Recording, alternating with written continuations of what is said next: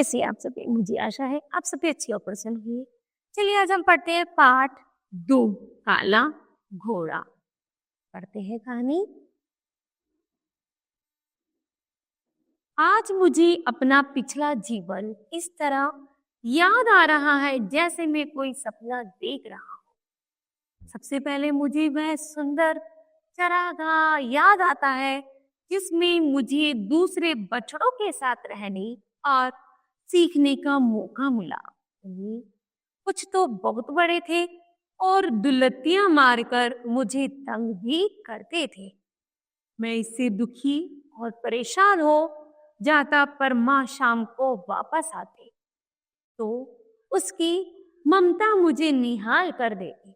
माँ मुझे अच्छी बातें सिखाती। वह बताया करती थी कि हम बड़े घराने के हैं और हमारे बाप दादा ने बड़ा नाम कमाया है, दौड़ में ढेरों इनाम जीते हैं और अब मुझे भी वैसा ही बनना होगा और अपने कुल का नाम रोशन करना होगा।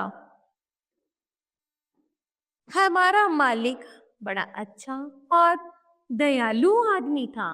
उसने मेरे नाम दारकी रखा था क्योंकि मैं एकदम काले रंग का था। मैं मेरी माँ को अच्छा चारा दाना देता और मुझे अपने हाथों से रोटी खिलाता। मैं कुछ और बड़ा हुआ तो मेरी सुंदरता में थोड़ा निखार आया। मेरे शरीर के बाल मुलायम थे और माथे पर एक सफेद टीका सा जो मेरी सुंदरता को बढ़ा देता था। अब मैं 4 साल का हो गया था और खूब तेजी से दौड़ने और छलांग लगाने लगा था। आसपास चलते हुए लोग कई बार मुझे देखकर ठिठक जाते और प्रशंसा के भाव से कहते, अरे वाह, कितना चुस्त और छबीला घोड़ा है। इस तरह खुशी से दिन बीत रहे थे। फिर एक बूढ़ा आदमी मुझे देखने आया।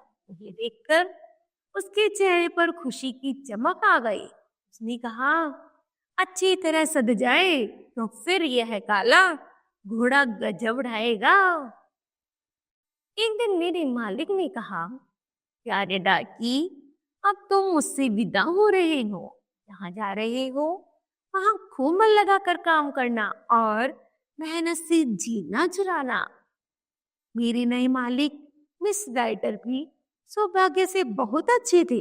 उनकी पत्नी भी बहुत ही सरल हृदय की और दयालु थी। उन्हें मैं बहुत भा गया। एक दिन उन्होंने खुशी सी चेहरे कर कहा, अरे सुनो, इसका नाम ब्लैक ब्यूटी कैसा रहेगा?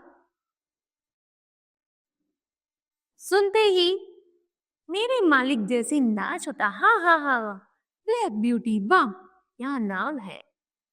मालिक की बेटी का नाम था सैमसन। मिस्टर राइडर जितनी उदास थी, सैमसन उतना ही दुष्ट था।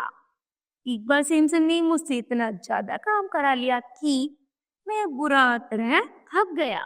मेरी पैर इधर से उधर भटक जाते। इस पर सैमसन ने मुझ पर सटासट चाबुक मारे। मुझे इतना गुस्सा आया कि मैंने उसे पीठ पर से उछाल दिया।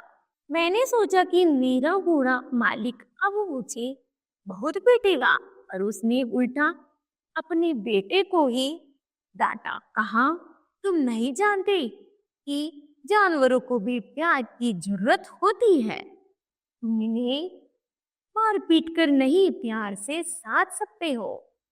आखिर वह दिन भी आया जब मुझे एक लंबी यात्रा पर मालिक को लेकर जाना था। मुझे एक हल्की फुल्की कुत्ता गाड़ी में जोता गया और एक काम करने वाला लड़का जॉन भी मेरे मालिक के साथ बैठ गया। उस दिन जोर की आंधी आई थी और पानी बरसा था। चलते चलते आखिर में लकड़ी का एक पुल आया। नदी नीचे नदी बह रही थी। हमने पुल आसानी से पार कर लिया। मालिक अपना जरूरी काम करके लौटे तब तक तूफान और भी भीषण हो गया था। जब हम पुल तक पहुंचे तब तक नदी का पानी बढ़ गया था और पुल के बीच का हिस्सा पानी में डूबा हुआ था। मैंने पुल पर पैर रखा, लेकिन तभी मुझे लगा कि आगे कुछ खतरा है, इसलिए मेरे कदम नहीं वहीं रुक गए। मेरे मालिक ने हंटर से मुझे आगे चलने का इशारा किया, पर मेरे रुके हुए कदमों ने आगे बढ़ने से इनकार कर दिया। जॉन ने कहा, रुकिए मालिक, जरूर कोई बात है। तभी दूर से टॉर्च की रोशनी हम पर पड़ी और किसी ने चिल्लाकर कहा, रुक जाओ भाई, वहीं रुक जाओ, पुल टूटा हुआ है। सुनते ही मुझे सिहरन हुई। मालिक ने भी मुझे लाख लाख धन्यवाद दिया। बार बार वह जॉन से यही कह रहा था, ओ कभी कभी जानवर भी आने की बुद्धि को मात दे देता है। मैं नदी की दूसरी ओर सड़क से होते हुए धीरे धीरे मालिक को घर ले आया। हमें देखकर मालकिन दौड़ी दौड़ी आई, बोली, ओ तुम लोग ठीक ठाक आ गए, मैं तो बहुत घबरा रही थी। मालिक ने मेरी पीठ थपथपाते हुए कहा, आज किसने हमारे प्राण बचा लिए। उस रात मुझे बहुत अच्छा खाना दिया गया और इतना प्यार मुझे मिला कि मैं बता नहीं सकता। वह पूरी रात जैसी खुशियां और सुंदर सपनों भरी रात थी, जिसे मैं चाहूं भी तो जीवन भर भूल नहीं सकता। ठीक है बच्चों, तो बताओ बच्चों, आपने इस पाठ से क्या शिक्षा ली? हमने शिक्षा ली कि हमें भी पशुओं के साथ एक मनुष्य जैसा व्यवहार रखना चाहिए, अर्थात जैसे हमें प्यार की चाह होती है वैसी मनुष्य जानवरों को भी होती है। ठीक है, जानवरों को भी होती है। ठीक है, मुझे आशा है बच्चों यह पाठ आपको समझ आया होगा। धन्यवाद।